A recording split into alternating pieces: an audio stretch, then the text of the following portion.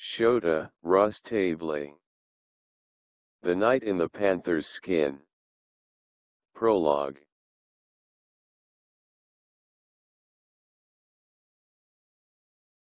He, who created heaven and earth, out of his power and might, inspired every earthly being, with his Holy Spirit bright, then reigning over the colorful earth, became our human right, and, in our rulers' faces, we could see his image in plain sight.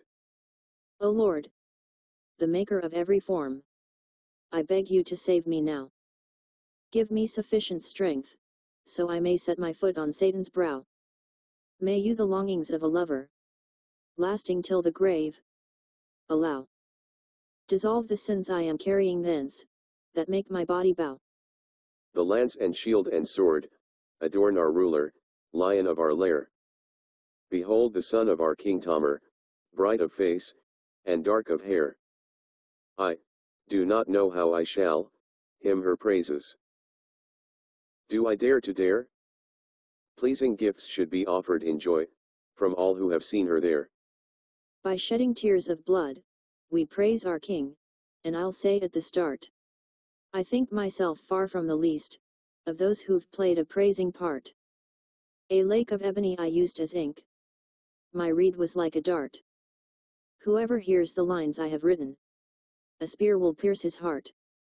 They bade me to write sweet poetry, to sing her kingly praises, extol her eyebrows, lashes and hair, in true poetic phrases. Her ruby lips, and her ranks of teeth, her crystal army daisies. To think, a leaden anvil, can break the hardest stone amazes. I'll need quick tongue and clever skill, as well as mastery of speech. Grant me strength, and with your help, I'll wisely fashion the things I preach. And in this way be sure to reel out of evil's reach. That we may celebrate three shining heroes, fates tied each to each. Come sit beside me. Listeners, let's not allow our tears to cease, come weep for Teriel, a man whose greatness was beyond increase. I, Rustaveli, wrote this poem, a man whom fate would not release. Out of a tale, I made a poem, a sparkling diamond centerpiece. I, Rustaveli, did this deed half crazed, by the presence I crave. The ruler, whom whole armies obey, is the reason that I rave. No cure or remedy exists, for the illness my loving gave. The one I love, must ease my pain, or this earth will soon be my grave. An ancient Persian tale I took, and in the Georgian tongue retold. Until that time, it was an unset pearl, from hand to hand it rolled. But I transformed it for the one, who is so beautiful and bold. To the one who ravished my reason, I have brought poetic gold. My eyes, though blinded by her light, want nothing else again to see. I'm running wild. My blazing heart is in love with its destiny. My body burns, I've suffered so. Will someone soothe the soul in me? Our colorful three-part music needs words to sing its praise of thee. A man should bear without complaint whatever burdens fate gave. Laborers should always labor, and soldiers should always be brave. The lover should always love his love, and carry love to the grave. A lover should not disdain or reject a love that he might save. The poet's art was from the start a branch of wisdom's mighty tree. The task of poetry is holy, as all godly men agree. And verse is pleasant for a worthy man to listen to and see. Long thoughts contained in shorter lines, most beautifully expressed may be. As horses can best test their mettle in a long and rugged race, and players best boast their skillful moves and hits in a public place, long poems test a poet's skill in giving sweet words their proper space. But if his stock of verse should lessen, and he seems to slow his pace, then behold the poet. Behold and judge him, on the grandest scale. When he is at a loss for words, and poetry begins to fail, He still should not cut short his story, still should not let language pale, but wield his wordy mallet with skill, through the whole heroic tale. He is not a poet, who long ago, once wrote a poem or two. Do not grant versifiers praises, only masters should accrue. Don't laud someone, who writes rough poems, ungainly poems, and very few. Though he may bray, that he's the best, the way a donkey tends to do. The second group writes poems that seem to end almost before they start. These parsed out, meager poems are far too small to move the human heart. Their authors are like novice hunters who have yet to learn the art. The prey they prey upon is not big game, but smaller than a heart. Another kind of shorter poem is meant to be a simple song. It's good for wooing, joking, making fun, and none of that is wrong. But though we like to hear such work performed in voices clear and strong, he still should not be called a poet who cannot recite for long. The poet must not squander song, nor spend his energy in vain. Over all his heart and poetry, one great love alone should reign. Because he knows his poems ensure that love's great glory will not wane. He'll not expect his lover's praise for poems wherein his love is plain. Let everybody know the one I lauded is the same I praise. This is a task that brings no shame at all, but honor to my days. The person who is my life is a panther, merciless, she prays. I've written above the name of my love, though wrapped in veils it stays. To deliberate and speak about ideal love is now my goal. Of all loves, the very hardest to describe, define, or extol.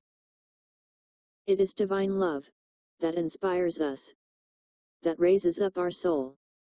Whoever strives for that kind of love will end up paying a toll.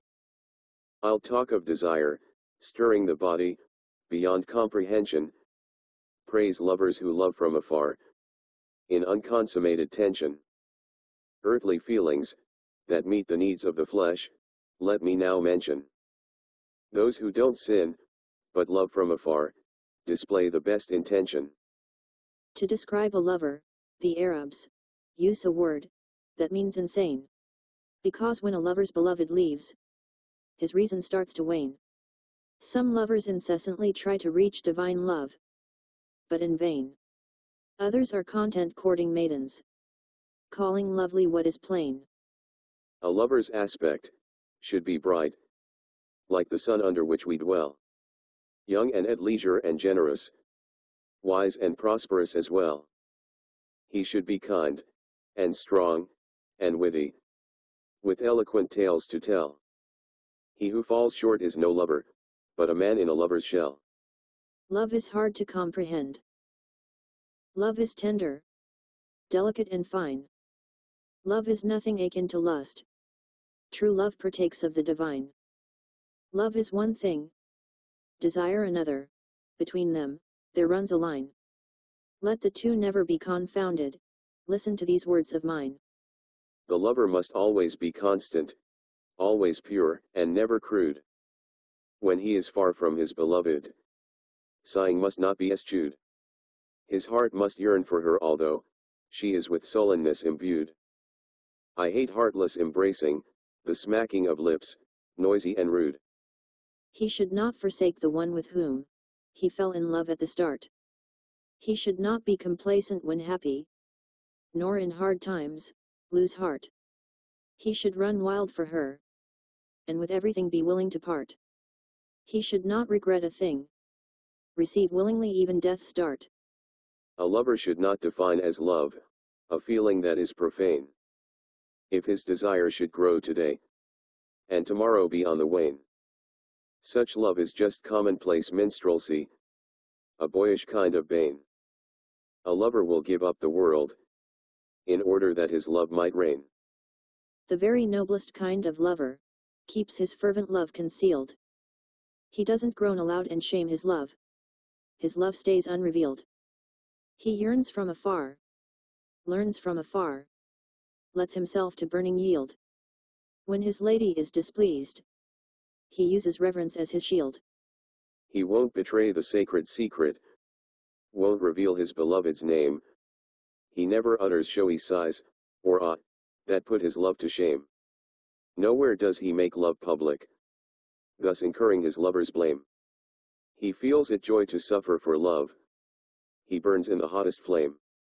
Only a fool would trust a man who reveals the state of his heart. A man whose noises ensure that both will suffer the self-same dart.